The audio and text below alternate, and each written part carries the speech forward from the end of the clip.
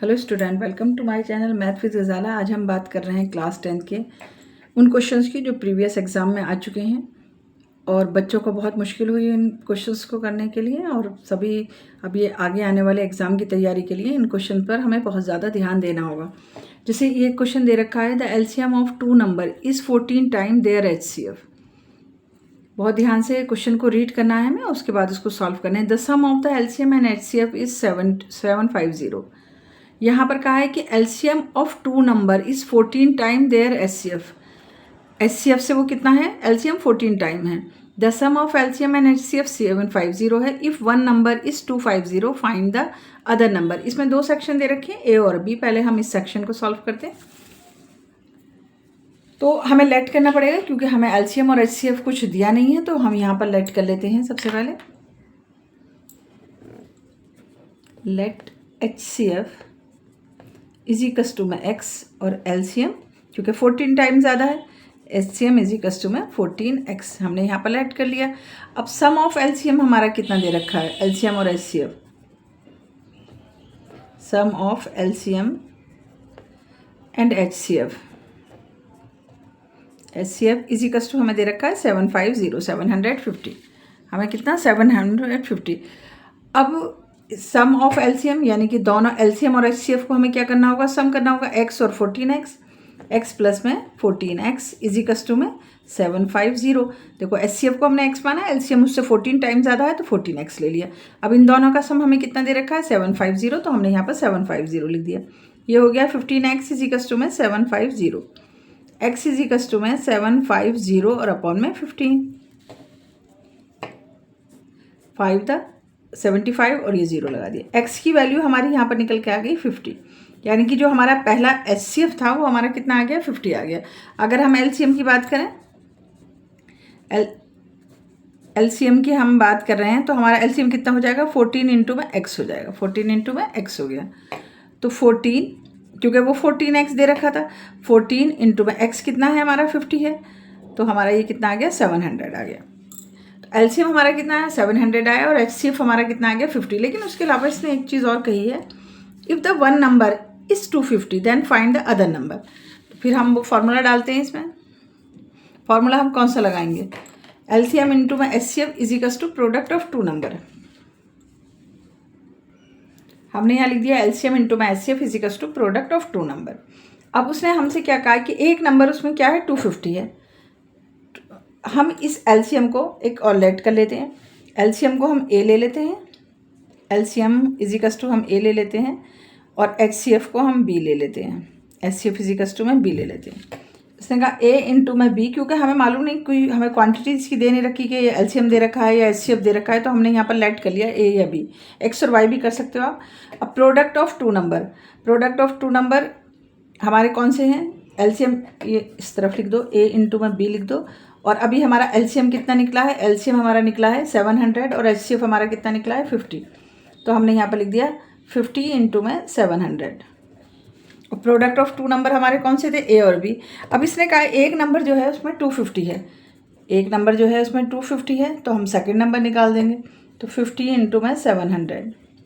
अब 250 को इसके डिवाइड में लिया हो, इज इक्वल टू में बी।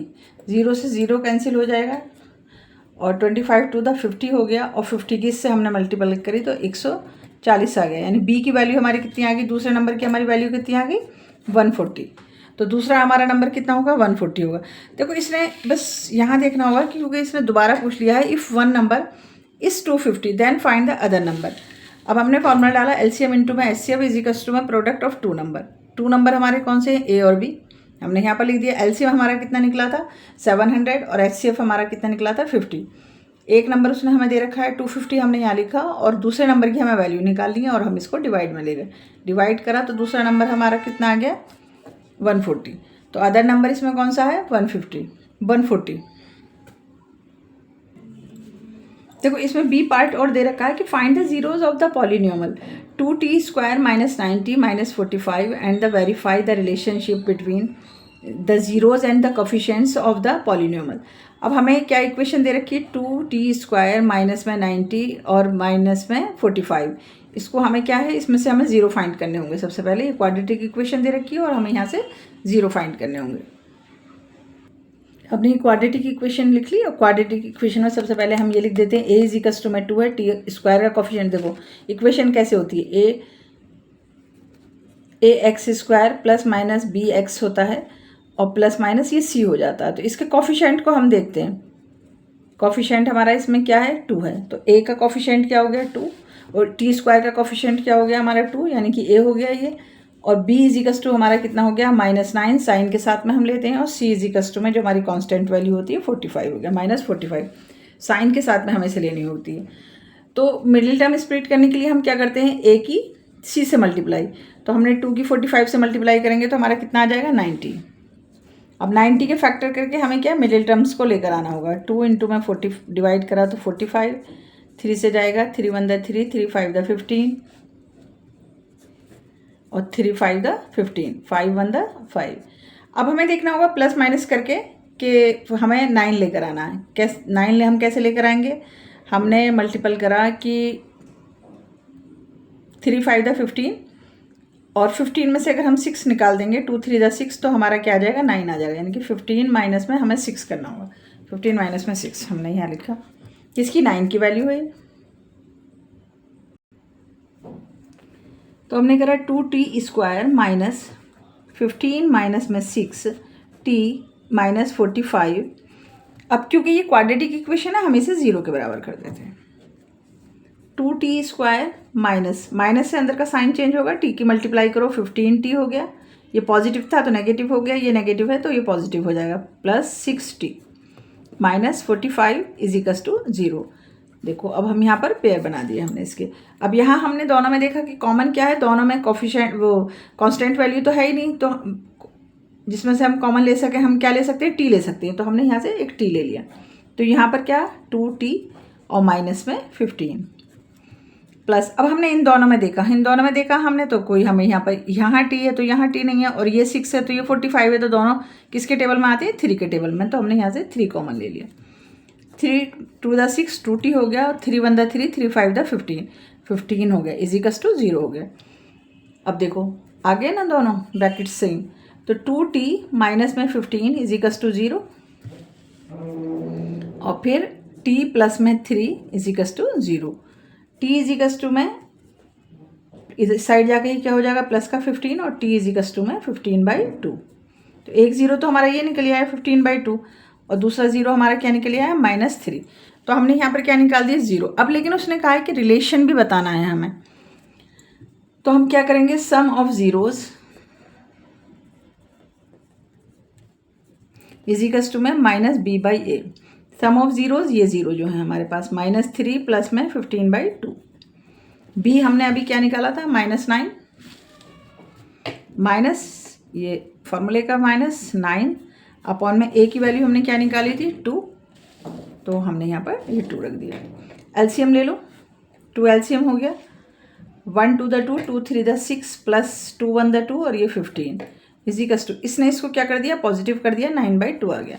देखो 6 में से 15 में से 6 गया तो हमारे पास क्या है 9/2 इज इक्वल्स टू में 9/2। देखो ये रिलेशन बिल्कुल सही निकल आया। अब हम क्या निकालेंगे, प्रोडक्ट ऑफ जीरोज। अब हमने करा product of zeros is equals to c/a।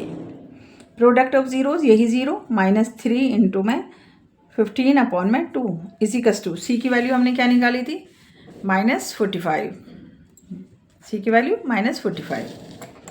तो हमने यहाँ पर -45, a की वैल्यू हमारी क्या है 2 है, हमने यहाँ रख दिया। मल्टीप्लाई करो 15 3 द 45 और अपॉन में 2 इज इक्वल्स टू में -45 अपॉन में 2। देखो ये 0 भी हमारे, हमने यहाँ पर इसको भी वेरीफाई कर दिया। तो इसने कहा था कि कोफिशिएंट, देखो इसने जो जो पूछा था हमने सबसे निकाल दिया। फाइंड द जीरोज, और वेरीफाई करके हमने रिलेशन बिटवीन द जीरोज हमने बता दिया, और कोफिशिएंट 0 और कोफिशिएंट के बीच का हमने क्या दिखा दिया, रिलेशन भी दिखा दिया। तो दोनों इक्वल आ रहे हैं, तो इसका मतलब हमारा क्या है, क्वेश्चन सही चल रहा है।